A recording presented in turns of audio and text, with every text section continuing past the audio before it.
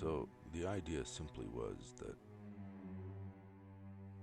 it's a lot easier and quicker for this mouth to speak something than for these two fingers to type something.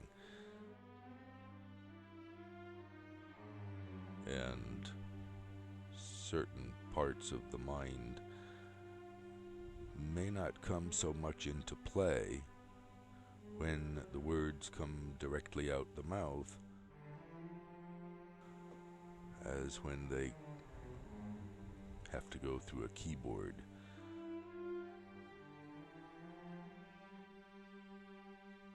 Gabi just tonight spoke about the masters who spoke or didn't speak, and who wrote or didn't write, particularly asking which ones in my knowledge wrote what they propagated and which ones did not.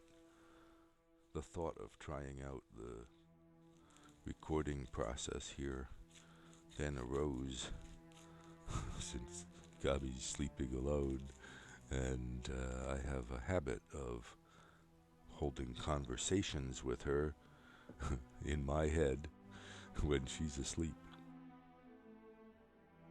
Sometimes holding conversations with her out loud when she's asleep too, and that's not something that she likes very much.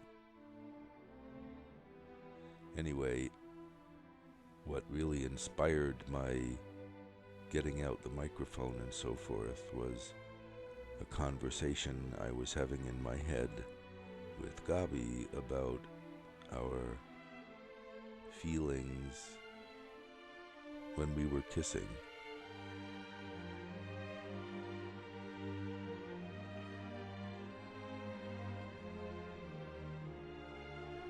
This mind came up with something about how what happens between us, between Gabi and me, at times,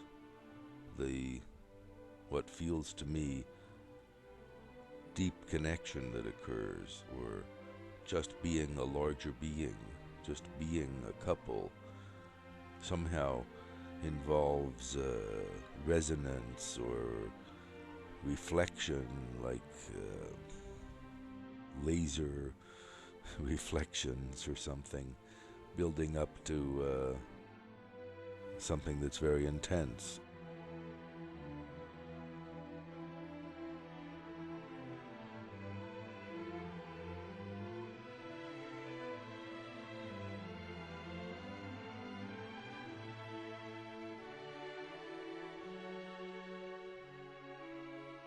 My feeling that such, you could say, an intense feeling of oneness, or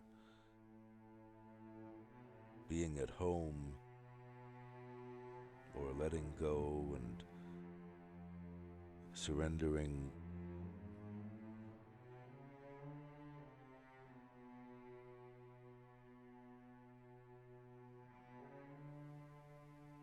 whatever it is, it feels like it can only happen when there's two people in love doing that.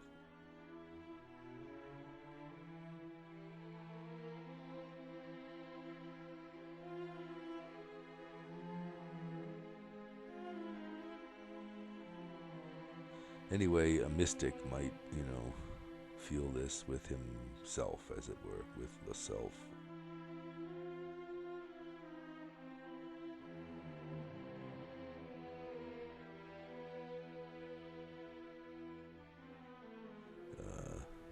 It may just be a matter of losing the self momentarily or something, I don't know, losing the individual self somehow, or expanding it, or it expands, or who knows.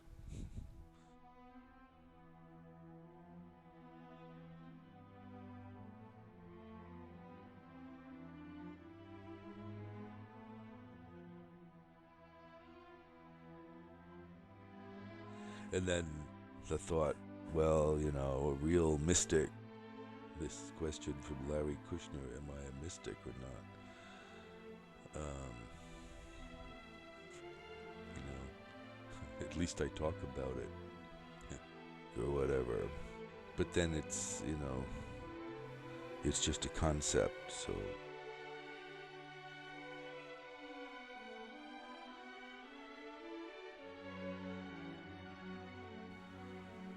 the truth is that we're not a concept. Whatever we are, we're not a concept.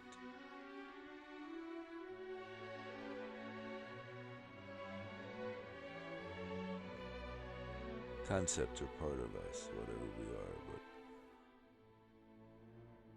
that's not what we are.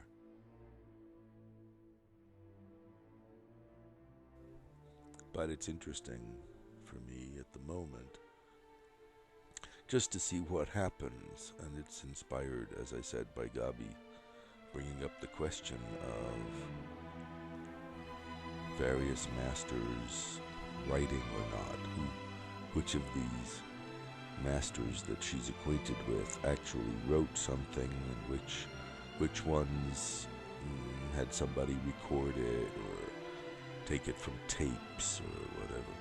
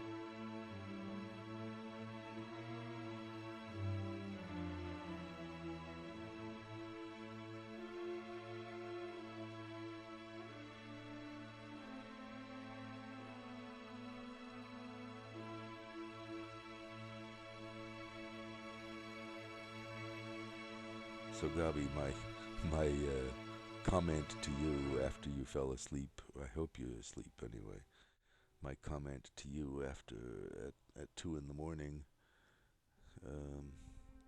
is simply that what I feel at times, I'm clear, cannot be just me, just Paul feeling something.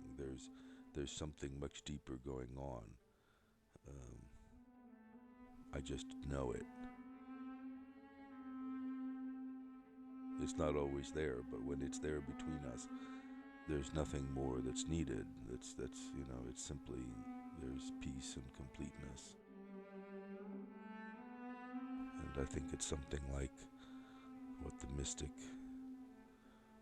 sometimes feels in the self.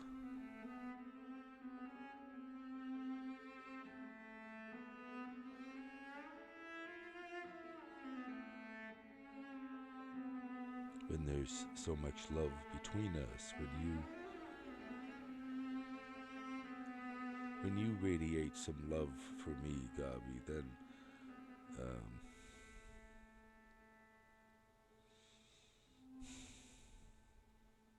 I don't know what to say. And I'm left speechless, actually. I think that's the truth.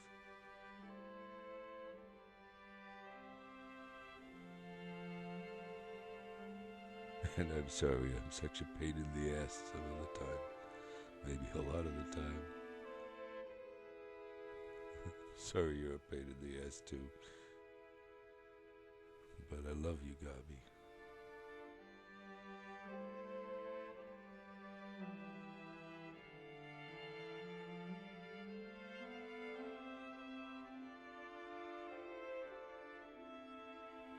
I may be nothing more than a love addict or something like that, but when there's that love between us, Gabi, there's nothing to say.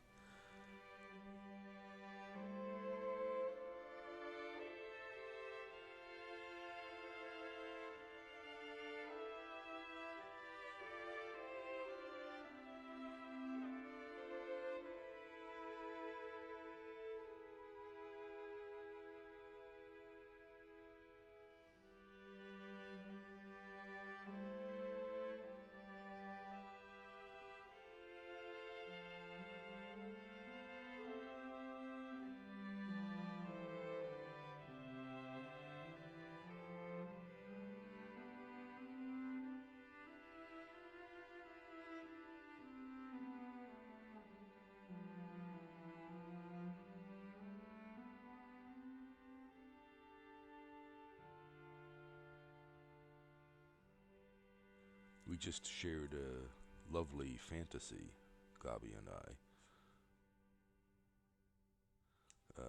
The fantasy that she might be pregnant, and what then kind of fantasy.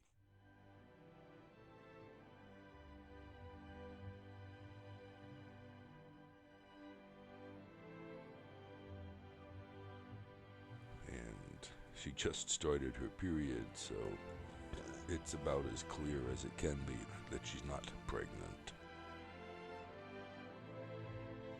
The fantasy itself lasted for several days and was interesting as we looked at how we felt.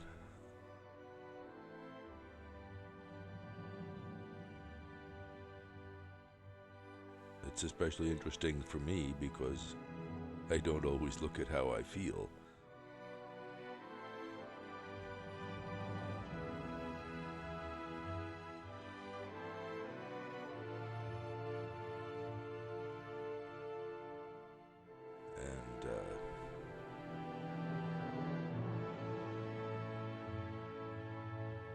On my part, there was even a deliberate non-hurry to find out the scientific fact, yes or no. Because the exploration of this possibility, this fantasy, was too interesting to just give up in favor of cold fact, the scientific aspect.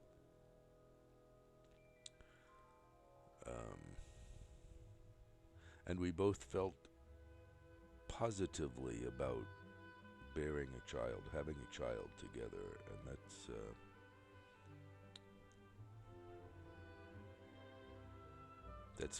that's part of the interesting nature of this fantasy exploration. So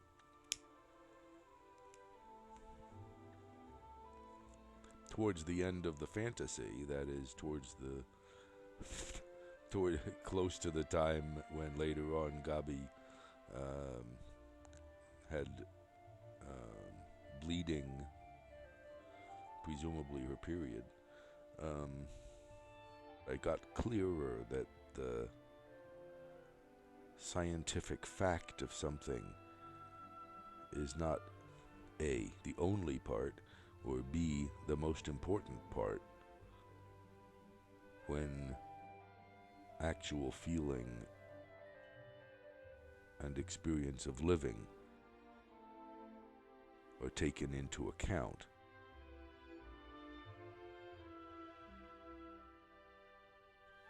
Leaving those aspects out of the equation, so to speak, results in only the scientific fact being important, and life itself is subjected to cold fact.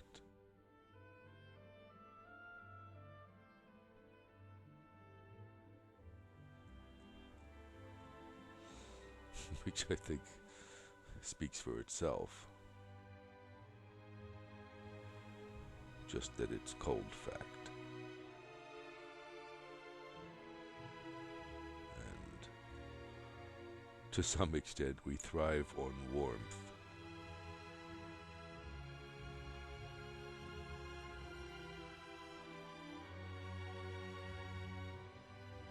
Gabi and I went to Starnberg yesterday for our standard, super standard Ausflug.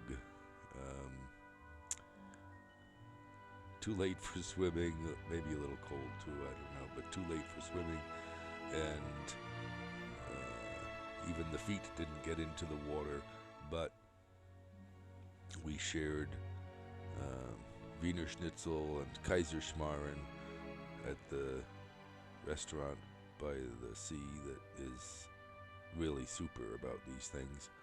I called the I renamed the chef Herr Oberschubeck just because his stuff is really very good. Both the Wiener Schnitzel and the Kaiserschmarrn are super. And then we walked our standard walk to the steps of some Kurort or something, and back again along the water. And there were two interesting sunsets going on at once, one of which looked like an opening into heaven.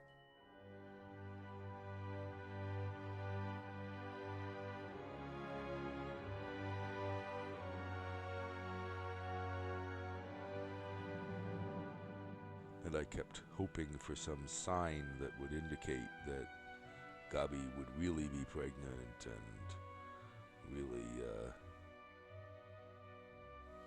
this would be wonderful. But the night before, we had some sort of upset.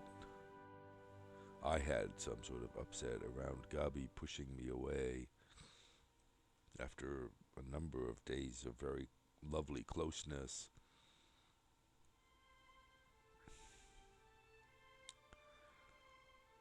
And I think the magnitude of my upset included somehow that even in this context of being pregnant and expecting a child, that Gabi was still going to push me away and want to sleep alone. All these things that I hate. And some of my attachment to the idea of her being pregnant, of course, had something to do with attaching her to me. If I'm the father of the child she's bearing, then I'm of special importance. You know.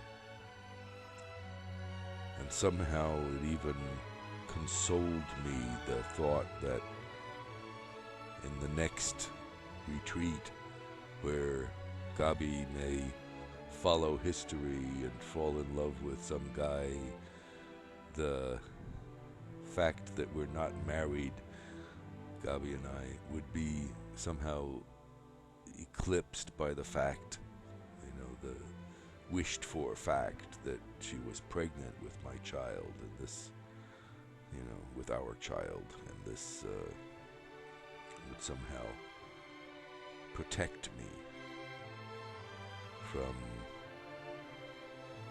from the phobia or whatever that I have about sharing her with another man, or having another man, or even masculinely oriented other women.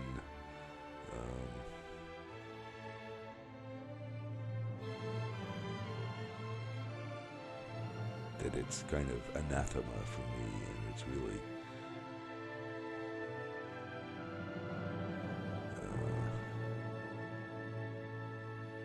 well, it prevents a lot of free expression of Gabi, but some of this free expression I don't want to have happen in my life, and that's. But to her great credit, Gabi has grown in this and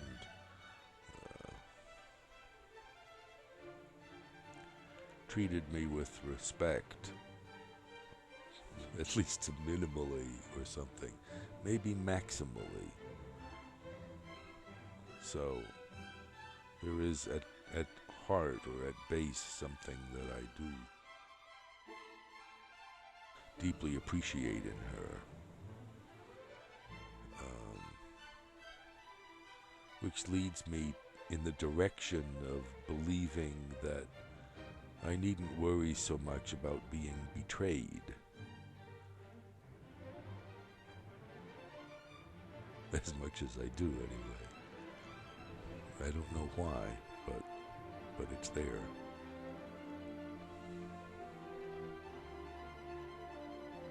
And it shows up, and it's conceived or conceptualized that way.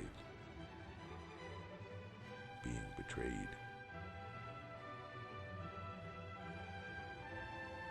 The idea of another man seeing her nude, seeing her intimately, touching her intimately, is very rough for me.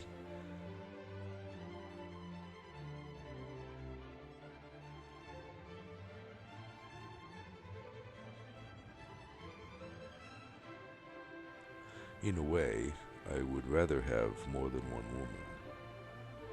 And I think that the greatest part of my reluctance to pursue that path is fear of losing Gabi, and fear of her, fear of my feelings around her having an affair with another man.